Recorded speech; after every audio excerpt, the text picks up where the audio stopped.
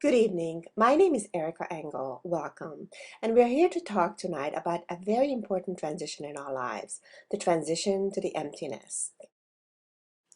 What we're here to talk about is what you can expect in terms of feelings that arise in response to the empty nest. What are the strategies that you can employ to make this transition more successful? How to redirect your energies that you have invested in raising your kids all these years to what you are interested in and making this transition meaningful. Not only as a marker, as in a certain stage of your life and in your family's life, but also think about what can open up for you from this place. It's a very important time in our lives. It's really a time of change. And it opens possibilities up for us. And it offers us the opportunity to mature. And I love this quote, which talks about for a conscious being, to exist is to change is to mature, and to go on creating ourselves. And I'm reminded, I don't know if anybody have heard of Erickson, who's a psychoanalyst, and he talks about the fact of different stages in life. And he talks about the fact that there are stages in our lives when we get very energetic. We can get very energetic. And our midlife is one of those times when we could be very involved in creating a legacy for ourselves, in giving back to others, that there can be this real energy that can come forth if we allow space for it. And part of what we need to do to allow space for it is also to, I guess for lack of a better word, mourn the loss of having one kind of life and begin to celebrate the opportunity to have another chapter in our lives. But the two go together, and sometimes if you don't acknowledge the loss, it's very difficult to go forth because all you might be feeling is just some uncomfortableness or some uncertainty as to why you're feeling not quite yourself, and that gets in your way of moving forward. So coming into terms with both sides of the coin is a very important moment in this life. And so, emptiness is a life cycle event, and for most of us, it comes with other life cycle events. For many people, for example, people who work in law firms, the mid-50s, which is often the times that our kids go off to university, it's a time when they are beginning to take on a mentoring role as opposed to a very active partner role. And so we're no longer the young Turks who are making things happen. We're the ones who are mentoring other people in the organizations or wherever we happen to be. We are beginning to succession plan as opposed to being the people who are going forth. And that's a big adjustment. And also when we look at the beautiful young man who may be the tallest member of the family, who's just thriving, who's getting dressed to go to his prom, taking a beautiful girl with him, it's hard to not notice that you are aging. But it's okay that you're aging, but you are. And it's a different stage in your life than that stage in your life where you were young parents. And when you are young parents, at first you have to get used to being parents, so it's a very difficult sort of adjustment for many of us. The kids don't want to breastfeed, they're crying, they're colicky, and then you kind of get the hang of it, and you begin to be, kind of good at it. And these times of, elementary school where everything is pretty nice, there are some, minor things, but everybody's pretty compliant, generally speaking, and happily conducting our life with a family, and that all changes, and they become teenagers, and you're not quite sure, what you're doing or what you're doing right or what you're doing wrong. It becomes a time of uncertainty. And when they go away to university, that is a greater time when this uncertainty escalates because you're not there to know what's happening in their lives. And so, what happens is, to some extent, we lose our parenting identity, because we were this very hands-on kind of parents mostly, and then we have to learn to be more there but more hands-off and allow the kids to thrive. And for many parents also, or for some parents also, UCC provides a community. People are involved in the parent association. There is a sense of going to basketball games, going to football games, being involved, and when they go, that goes with them. And there is a sense of loss of that community as well. For many of us, we are the sandwich generation. So what happens is our parents may be getting old or they may have died, and that also signals another stage of our lives. That's the time that, there may not be people behind you, and the kids are ahead of you. And so the kids leaving often coincides with that life. And we begin to question, for many of us, we begin to question, what is our life purpose? What is our legacy? What is it that we're leaving? And so it can be somewhat turbulent, because it's not just the kids leaving, but there are other factors that are coming to play as we begin to enter into a time of our life. So, a very wise saying is that it is a parent's job to be left. So given the fact that we're letting them go, or that they're going, I think it is our job to be left, in the sense that if they are going, it's important not to make them feel bad or guilty about the fact that they're going, but to allow them the freedom to be able to go, because they have the stress of going, and then they have the stress of worrying about what you are feeling because they're going. That's very hard. There's this idea that we can only be good enough parents. There's no perfect parent. There's no parent who's completely attuned to their kid. And this idea comes from another English psychoanalyst whose name is Winnicott, and he talks about the good enough mother. And so this whole idea of being good enough is that you don't tie the shoelaces every time the kid needs the shoelaces tied. You let them struggle, and so by struggling, they're learning. And so you struggled, and they struggled, and you try to do your best. And and it's important that they become more resilient by some of this harmony that takes place between parents and children.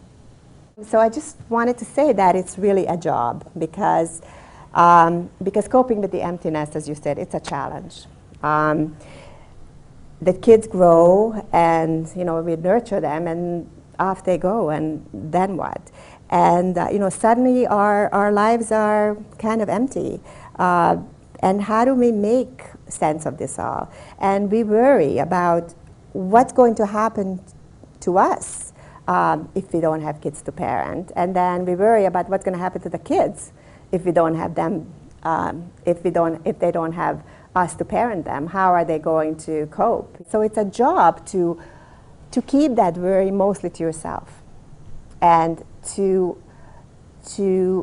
not to transmit this anxiety that we may have about either what's going to happen to us or what's going to happen to them, but to try to be as positive as we can be for them. And so that's hard, because it requires us containing our feelings and sharing it with our spouse, or sharing it with friends, or I run a group for parents. So it's a job to keep that worry mostly to yourself, and to not to transmit this anxiety that we may have about either what's going to happen to us or what's going to happen to them, but to try to be as positive as we can be for them.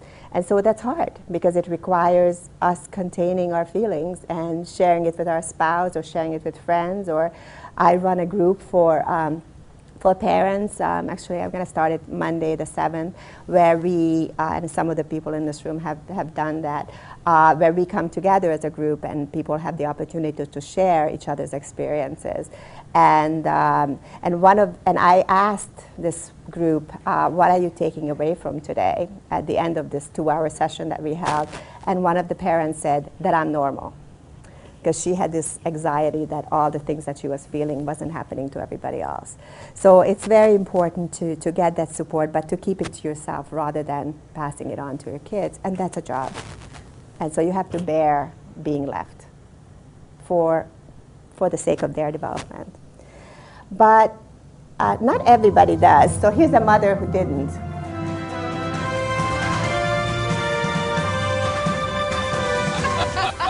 It's back to school season, and for a lot of you out there, that means kids going back to college. Right. The networking website Facebook is a great tool to help you keep in constant contact with your grown kids. And here to show us how it all works is Today Now's own e-mom, Gloria Bianco. Nice Gloria, to good see to you. see Hi, you Tim. again. Hey, Now, we've all Tracy. heard the term Facebook, but we may not know that you can use it to keep tabs on your children's personal lives, even when they're far away from home. You can. You're going to love this. It's so easy. All you do is create a profile and search for your son or daughter's name and add them to your list of friends. friends. Oh, Within okay. minutes, you can be writing on their wall. I write to my son Jeffrey about 5 or 6 times per day. Oh, he must love being able to stay in touch with his mom like that. It's a great way to remind him to take his psoriasis medication, or just to tell him how much I love my little Jeffrey. That is really Now, the great. thing I love about Facebook is all the photos. Well, Yeah. that's my favorite Yeah. part, too. I look through all of my son Jeffrey's photos every single day. Do Now, you look, now see really? here, I can see that he's with this young woman with the low-cut shirt showing a lot of skin. Looks like they're having a lot of fun. Girls like that like to have fun. Now, see here with the Facebook feature called tagging, I can find out she is Jenny Longman just by scrolling over her. That is Wow. neat. Now, Facebook won't let me see her entire profile, but I can get a good enough idea of what she's like just by looking at this trampy picture. I say so. Sure. The other great thing about tagging is that you can see pictures of your kids posted by any of their other friends. Really? Now, see here, here's a picture of my sure. son at an event entitled Jenny's Blazing Rager Dusk Till Dawn. And here's that young woman, Jenny Longman, again. Oh, look at that.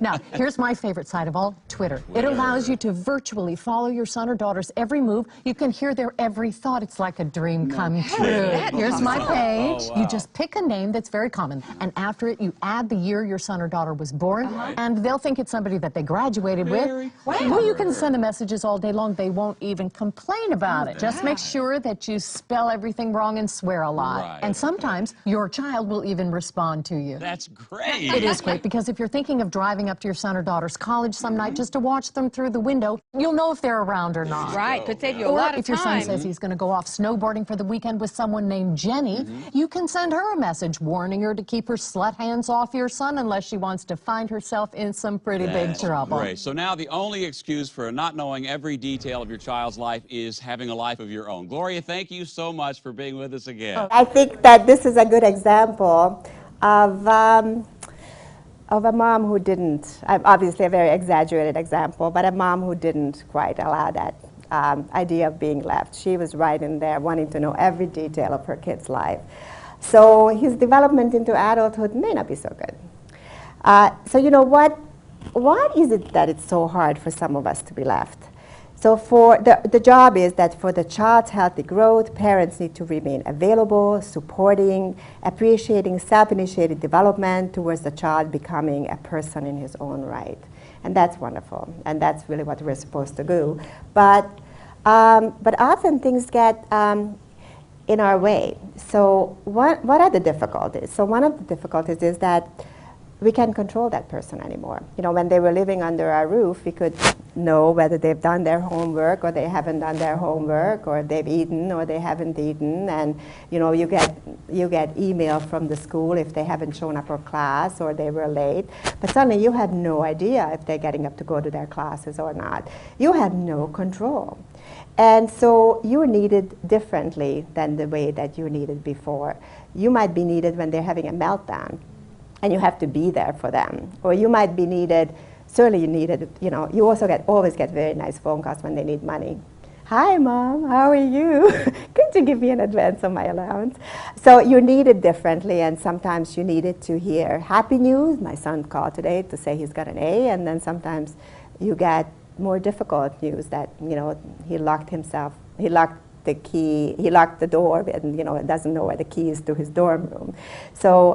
And so you have to allow to learn from natural consequences, because, you know, one thought is that, yeah, if they lock the door, then you're going to get the maintenance guy and call him right away, and you're going to get him to come up, and you're going to get that door open no matter what.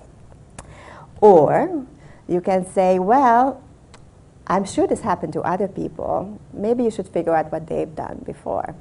And you know, not to give them suggestions. Wait for them to give you suggestions. Wait for them to ask you for suggestions. Because when you start giving suggestions, it's like, no, I don't think it's going to work. No, forget it. So really, it's allowing, you know, giving that space to the kid to learn from natural consequences, and in a way, watching them, you know, be uncomfortable and tolerating that. And so what you're doing now is not to care for your child, which is what you've done, you know, for the first 18 years, very, very diligently, but you care about that person, and there is a difference, because the difference is there is a little space for their independent decision making. And you're trying not to fix Like, i.e., I'm going to get that handyman up to his room no matter what, because he's not going to be able to finish his assignment, which is due tomorrow. But I understand that this is a really hard situation, and let's figure it out, or what do you think you can do to figure it out? It's a very different thought process. So for some parents, it's even a more difficult transition because, change has generally been stressful and rather than challenging for people. And often, it's kind of like a sleeping giant gets awakened for parents who've had difficulty leaving home because of their own parents, because of, their own parents' trauma, their parents' possessiveness. It wasn't an easy ride. The parents did not think it's their job to be left. The parents thought that, rather these are the grandparents who thought that, this is really hard. This kid is leaving and I'm just going to let them know how I feel. So the parent might have a difficulty leaving home, having had a difficulty leaving home. So when your child leaves home, all of a sudden you get this anxiety. It's the sleeping giant that has been awakened. All that stress that you once had trying to leave suddenly comes back. And you may not even know what it's about, and you might have to go into personal counseling to figure it out. You might have had difficulty letting go of your babies, weaning babies, going back to work. One woman I know who was a partner at McCarthy Tatro, after she went back to maternity, before she went back to maternity leave, she cried for a month. So that's an indicator. Or when children are going off to school, it's becoming not a joyful time, but rather a painful time. I'm not going to have this child home. Now what am I going to do from 9 to 3? When we used to go to the park, and we used to go to play groups, and we used to do all these things, and now I have to figure out what I'm going to do with my time. And, as I said before, it awakens early losses or separations. And often, sometimes actually I should say, parents rely on their roles for their self-identity. That's who I am. I am a mother, or I am a father, and that's mostly who I am. And the self-worth is measured by, by how well you're doing that job or not doing that job. And so, when your child leaves, suddenly you got laid off, So what's going to happen? And, you worry that the kids are not ready to take on these adult responsibilities, particularly if sometimes you've had help in the house. They've never really done much. How are they going to cope being out? And I guess what I was saying before, some parents are sometimes overly dependent on having their child fulfilling their emotional needs. This is more prevalent in marriages where parents stay together and it's not a particularly great marriage, and it's the child who's giving the joy to the parent, not necessarily the spouse. And so that, again, may be a very difficult time in terms of transition. So what are tools of transition? So it's to communicate your expectations clearly in all areas.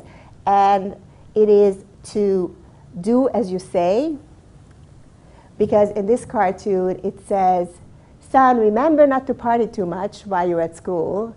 And the father's saying, hey, honey, it's time for that freaking party. And the mother's saying, I'm one step ahead of you, dear. So it's really living also what you're saying, not just saying what you're saying, but really being very clear about what those expectations are that you are putting forth. Because the kids have a lot of choices about a lot of things, and they need boundaries to push back against. Just because they're going off to school, that doesn't mean they really know how to manage those boundaries. And even though you may put out this expectation that you should be partying responsibly and you should be drinking responsibly, and you might think that it's not really worthwhile saying this because they're just going to do what they're going to do, but it does find a home in their minds.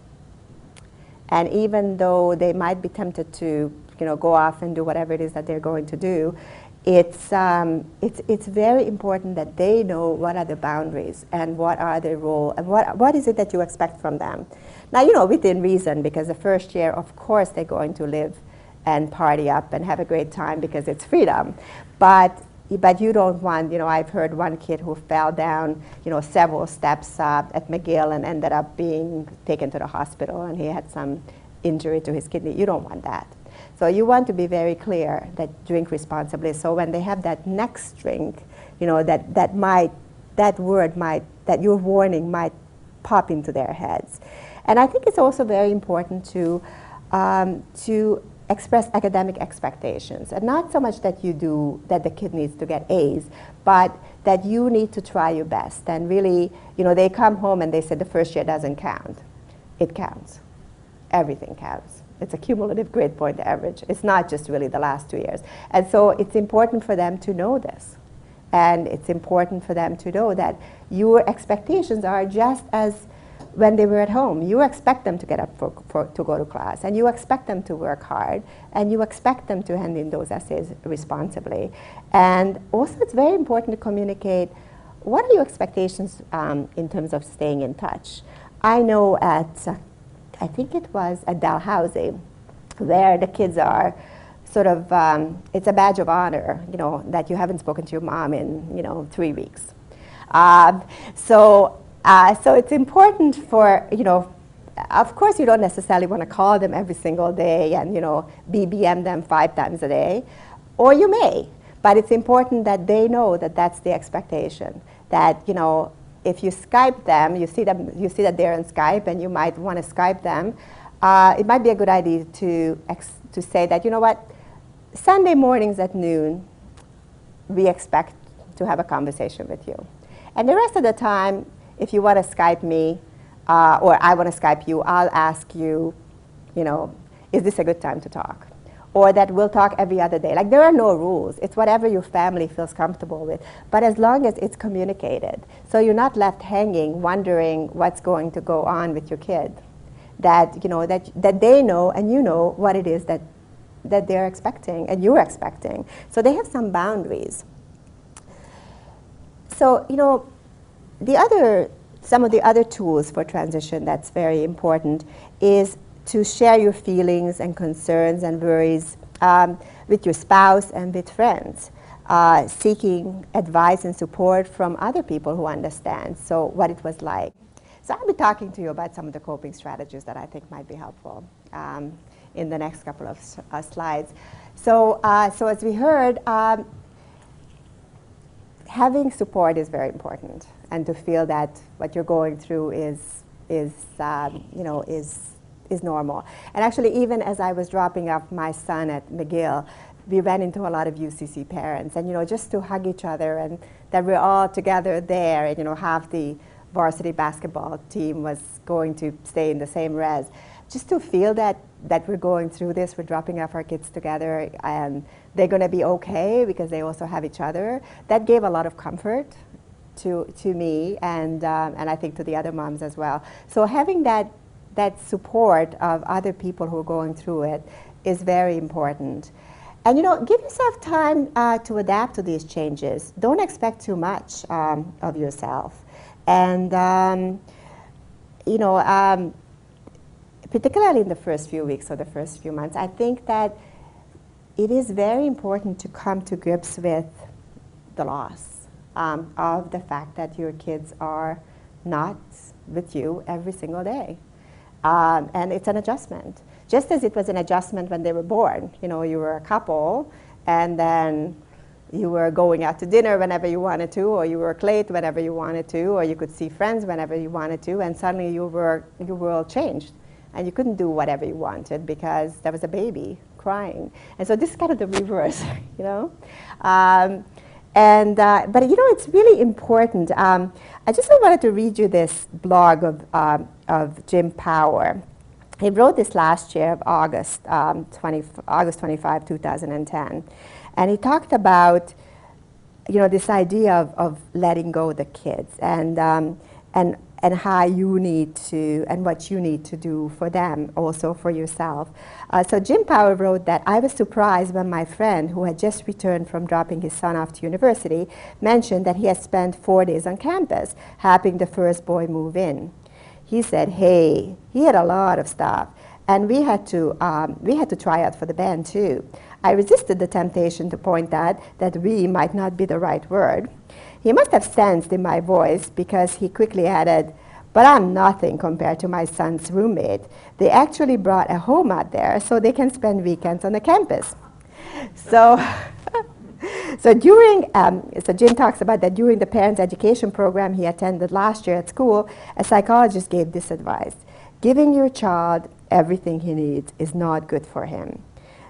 That approach will prevent him from becoming resilient. What you want to be is you want to be a concerned and interested and compassionate bystander. And that advice makes good sense because the parental metaphor actually have moved, according to Jim, from the helicopter to the Zamboni, who's sort of right on the ice moving along with them.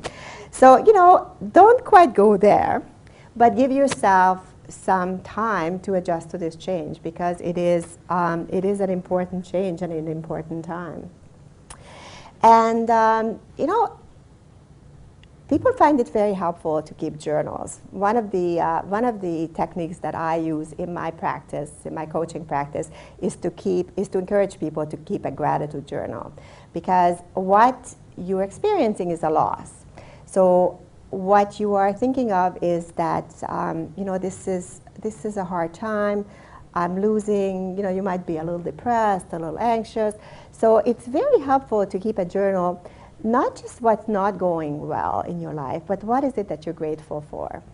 And what they have found is that people who study positive psychology, that the depression scale and the happiness scale, the depression scale gets dropped and the happiness scale significantly improves when you take 5 minutes out of your day and write down in the journal, what is it that I'm grateful for? What went well today? And that can be a very helpful strategy. And it's important to keep up regular routines, self-care. Maybe you haven't had that much time for self-care. Maybe you haven't been able to kind of go on those long bike rides or, work out or, get a facial or, whatever you might want to do. Now here's time. Time is opening up for you, and you can take that time to nurture yourself. So I mentioned joining a peer mentoring group or any kind of peer support group is an excellent idea. And if you are one of those parents who do feel overwhelmed because of some of the things that get awakened from your own past, it's important to seek some help and to seek professional help and to speak with a therapist. And so, think of the benefits. So, so this fellow said, so far, I don't see much downside to the empty nest. So you have the opportunity to have more private time together. And you can explore new interests, adventures. You have privacy in your house. You don't have to always be locking doors. You have more time to look after yourself. You have freedom, more time to spend on things that there are fewer responsibilities. You can travel. And, there's decreased tension in the house, too. I'm sure with most of you with teenage boys in the house, there's a lot of door slamming and saying, oh, I can't believe it, you're so annoying. It's interesting because that sort of reminds me of this story when how the kids change over these 4 years. So usually when they leave for university, you're really annoying and you really don't know anything. And so 4 years later, the same child comes back and says, Mom, Dad, you really have changed. You used to be so annoying, but you're really terrific now. So, but so this like eye rolling and annoying and door slamming and, I can't believe I have to do this. And, and you ask them to do something and they say, sure, as if you just asked them to move a pyramid. So that's gone.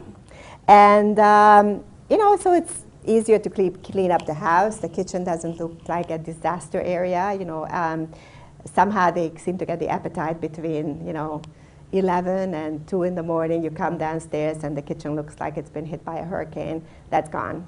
So however you left it in the night before is what you're going to wake up to. And so those are some of the nice things.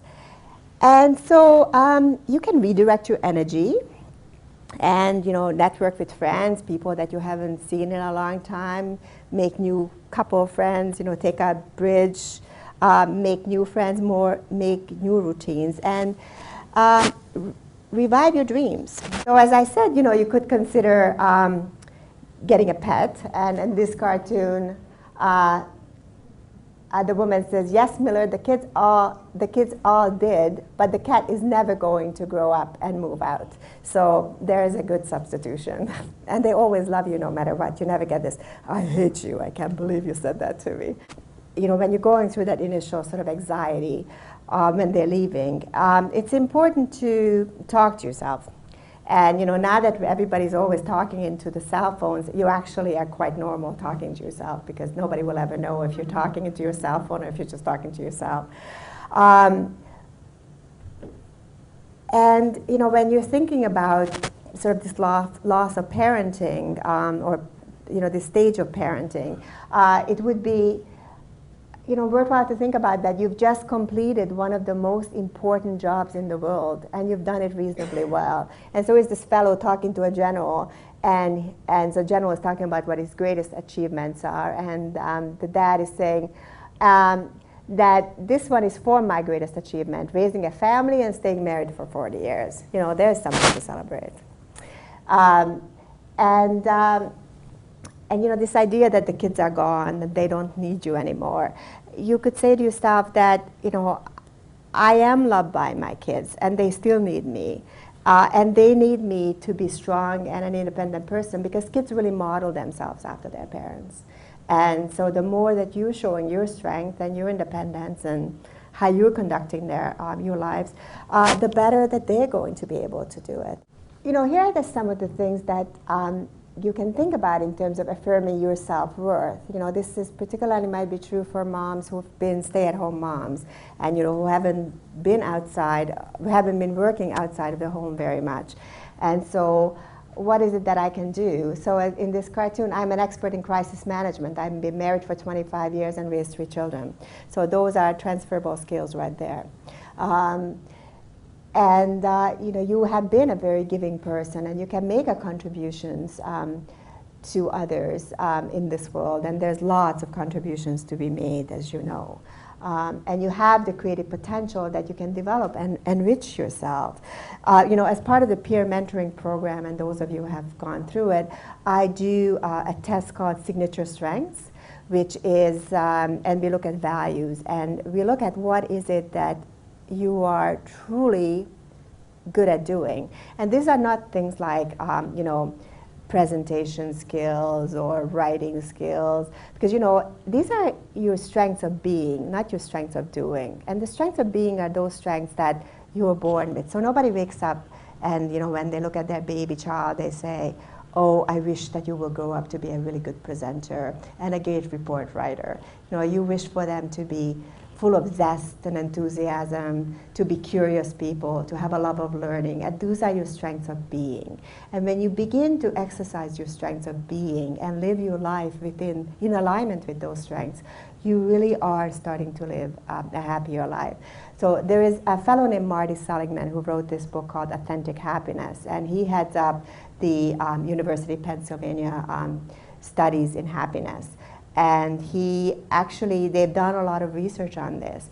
And when people use their strengths most often in all kinds of areas of their lives, they really are happy. I've done workshops on leadership development using strengths training, and one of the person's strength was humility.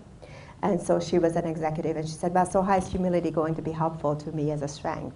And there happened to be a person who was sitting there who was working with her, and she said, you know, that is your strength as a manager, or as a director, because you always allow other people to stand up and take credit for the work that they've done. You're very humble about your contribution to the team, and you allow people to thrive, and you have great employee retention. People don't want to leave.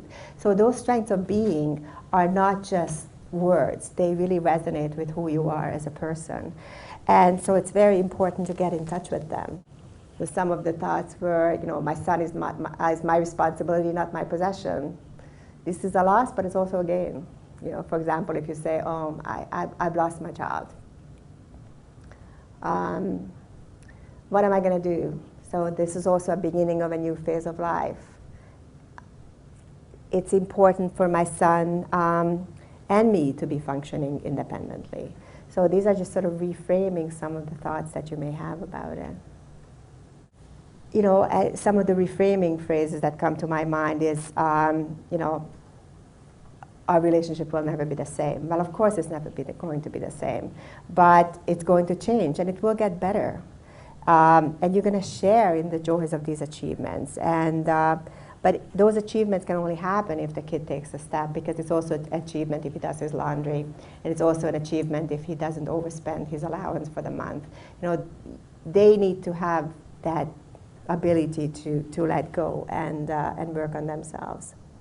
I want to thank you for spending this hour with me, and I hope this has been helpful. I do have private practice as a coach and as a psychotherapist, so if you have anybody have any questions that you'd like to discuss with me in private, you can certainly do so. And it's been my pleasure to share this hour with you and to share some of my thoughts and some of the growth that that I have matured to, and some of this is theory, and a lot of it is practice. And so, and be there for each other. And thank you for coming.